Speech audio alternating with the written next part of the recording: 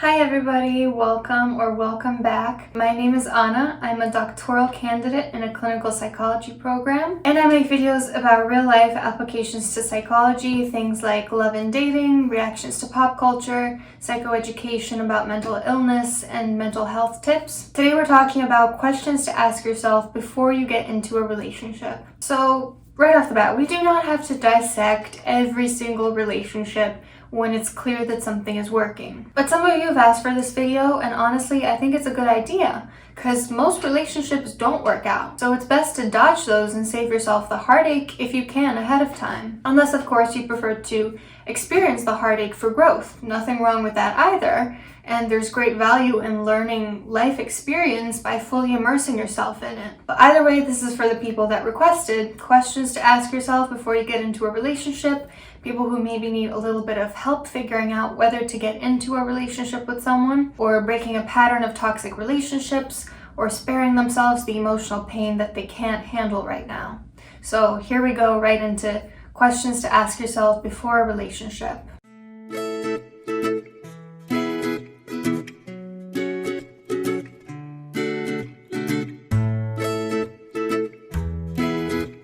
The first question is, what do I like about this person? Notice it's not, do I like this person? That should be an absolute given. We often get caught up in the, do they like me? Do they not?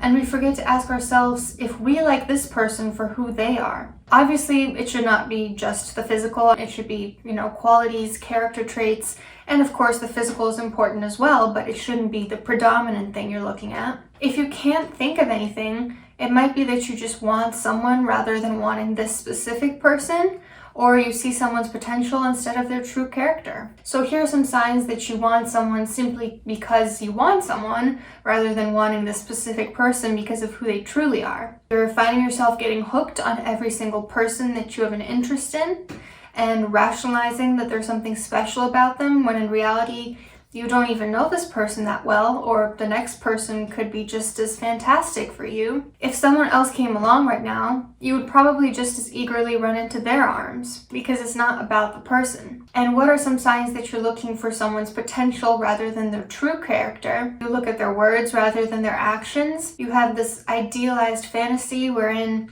you're going on trips together and they're doing romantic things with you and you get to post them on social media. There's nothing inherently wrong with having fantasies about that, but anyone can fill that role. It's not specific to them, and it's definitely not specific to anything they've indicated they're gonna follow through with you. Or maybe they have said that they plan on doing certain things with you, going on a ski trip, whatever it may be, but there's just no indication that they are going to follow up with action. So what does it look like when you really do genuinely like someone for who they are? It could be, for example, he's kind to everyone in his life, he's hardworking, he's reliable, he always follows up on his promises, he gives me butterflies, he has nice dimples, whatever it may be. Bam, done. You want to throw in physical attributes? Great. Physical attraction is a huge aspect of romantic attraction, but it should never be disproportionate to other things you like about that person. Because if it is, maybe a committed relationship isn't the best setup for what you have going on here. Maybe,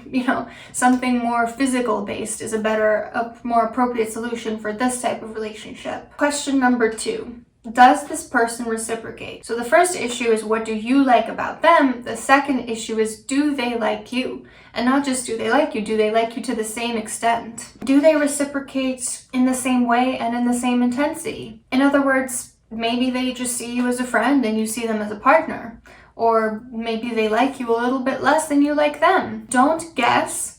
Again, look at their actions first and then their words, but don't just guess whether or not they reciprocate. How have they shown you that they like you, that they care for you, that they value you? If you can't think of anything more than they invited me over a couple times at 2 a.m., I hate to break it to you, but that's not good evidence. Remember that we're not talking about valuing you as an object of attraction, but as a human being. So here's some examples of healthy ways someone can show you that they reciprocate. They set up times to see you, they follow through on plans, They give you their full attention when they're with you. They don't try to hide things like, moving you away from a specific someone at a party. Things appear to be progressing forward. Now, here are some examples of healthy ways someone can tell you that they reciprocate. They text you back or they initiate texting. They've expressed positive regard for you. Things like, you're so pretty, you have a good heart. They tell you that they like you, not just online, but also in person. They make plans for the future. And make note, this should only really be considered if they've shown to follow through on their promises.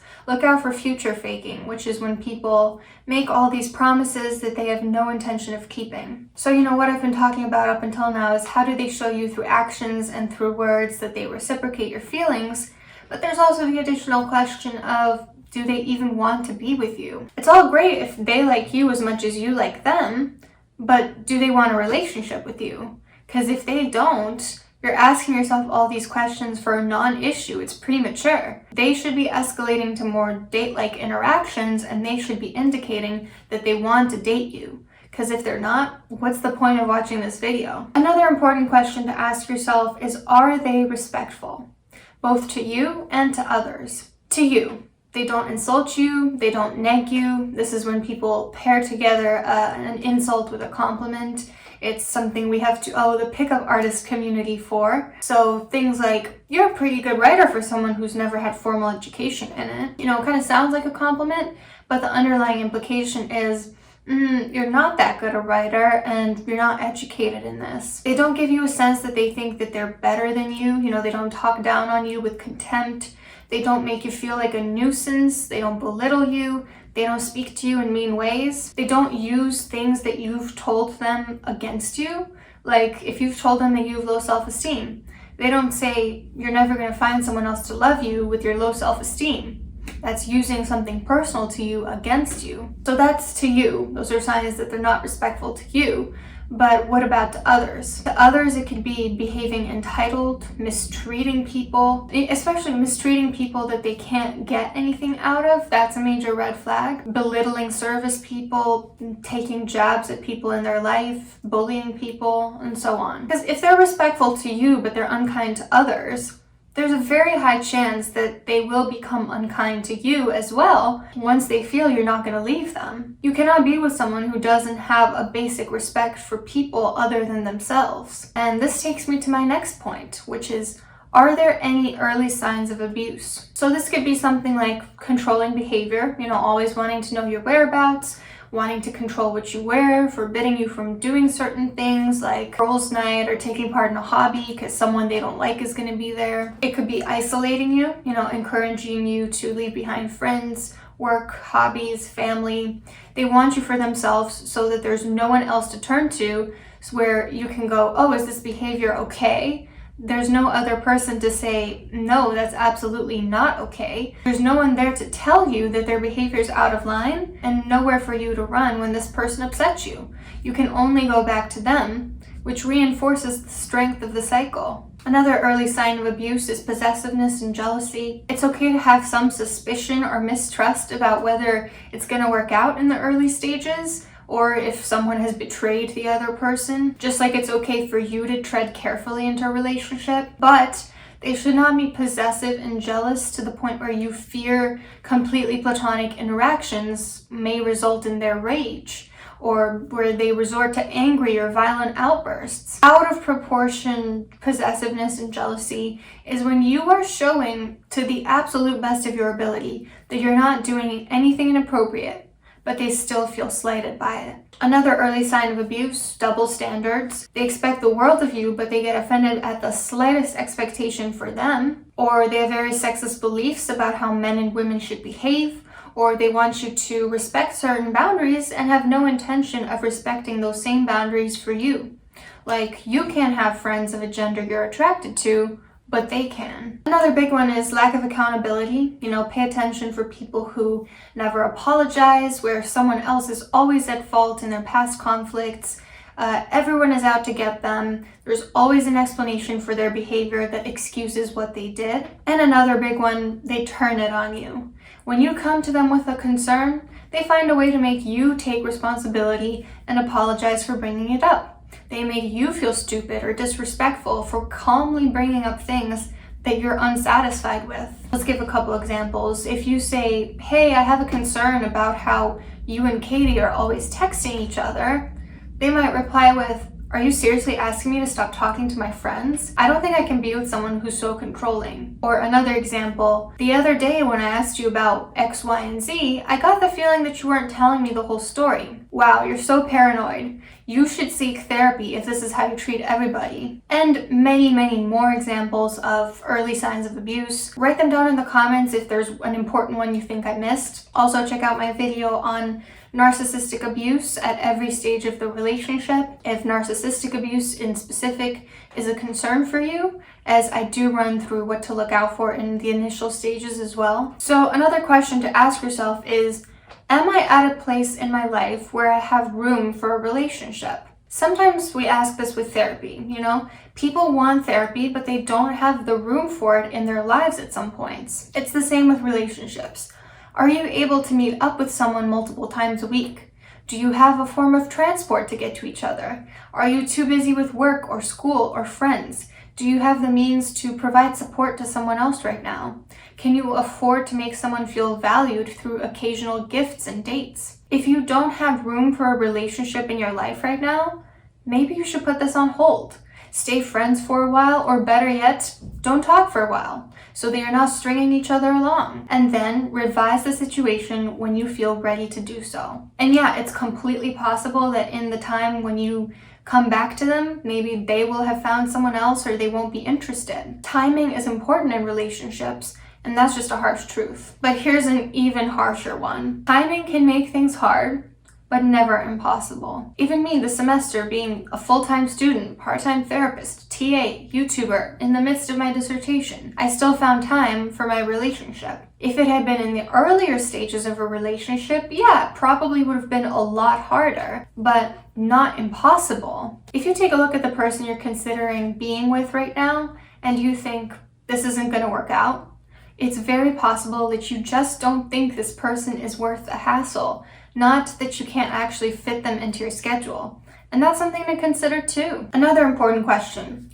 are we compatible? This could be compatibility in terms of love languages. I've spoken about love languages before. They're physical touch, words of affection, acts of service, gifts, and quality time. So if you've seen my videos before, I am an avid believer we should be doing all of them in all of our relationships, not just a couple of them.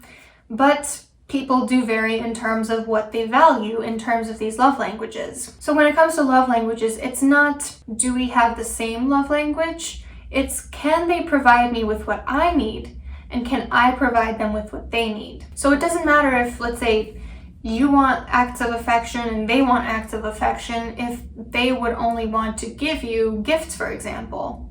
You have to be giving each other what the other person needs, not necessarily what you need. Another issue of compatibility, daily schedules. Discrepancy here does not always indicate conflict. Like, I wake up at 6 and go to bed at 10:30, my partner wakes up at 9 and goes to bed at 12:30-ish. It would be an issue if we were the type of people that got bored with our own presence and had nothing else to do and just wanted the other person to wake up.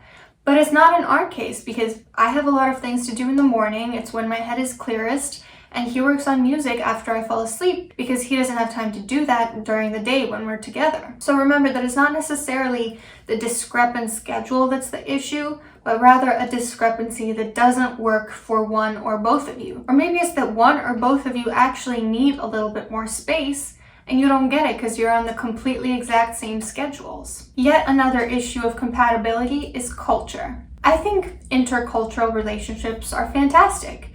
Anthropologically, they warm my heart. But there are certain people for which certain cultural norms might be completely incompatible.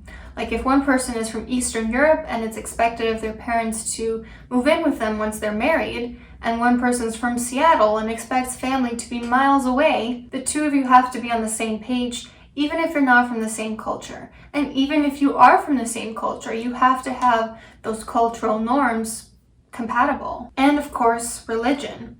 Some religions prohibit being with someone from a different religion, and it's not always something that's followed, but it can be an issue. Or if two people don't agree on how they want to raise the kids or what role religion should play in their lives.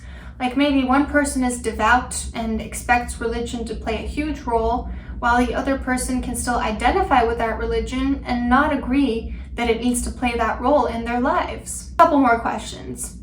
Do your boundaries match up? So this could be things like definitions of loyalty. For most people, physical cheating is a big no-no, but there are a ton of other forms of cheating, virtual, emotional, etc. And people don't realize that they're not on the same page about those. And of course, there are also the people who don't consider physical relationships with others a sign of disloyalty, and that can be a huge issue too if the other person does. Another boundary that has to be compatible is stance on PDA. Check out my video on PDA and what to do, and your partner are not on the same page with that. But it's a big one. If one person wants to be all lovey-dovey in public and the other person doesn't want any part of that, that's a huge issue. And lastly, what does my intuition say? Lately, I've been very into harnessing and cultivating my intuition because I realized I tend to second guess myself when my initial impulse is the correct one, like on tests, or about a choice I have to make, or about a character judgment on someone. As kids, we all kind of knew how to listen to our intuition and to trust it and to not think it's silly. We are, after all, animals, and we have instinct and intuition just like any animal. But in adulthood, we're told that our most basic natural instinct is unempirical. It's not a valid source of knowledge. It's irrational to base decisions on. Imagine that you're a wolf in the forest and you feel like someone's watching you and that you're in danger. If you feel that someone's watching you and danger is lurking behind a tree, are you seriously going to doubt yourself? No, of course not. So why would you do that as a human, in the human context? We're still animals, and we're highly intelligent ones, arguably to a point where we intellectualize our instincts and reverse them and rationalize why we have to doubt ourselves. If you're someone who has wounded your sense of instinct, you might tell yourself and others things like, I'm just being paranoid, I'm being insecure, I have trust issues, and so on. Stop berating yourself like that. Trust your instinct. Some wounds do come from past traumas, but honestly, part of the reason trauma survivors are often re-traumatized is because abusers know who to target. They know who has low self-esteem, who isn't going to stand up for themselves, who isn't going to listen to their instinct. So it's very important for you to listen to your instinct in the early stages of a relationship and throughout the relationship, of course. Know when something's wrong, know when you can rest, know who is loyal and who's just pretending to be. If you put aside all hopes and dreams for this person, everything that you like about them, everything that they've said and done for you, what does your natural instinct say? Does it say, this is a good person for me? Or does it say, bolt, run for the door? So that was all I had. I hope these questions helped you figure out whether you're in a place where you can be in a relationship with someone.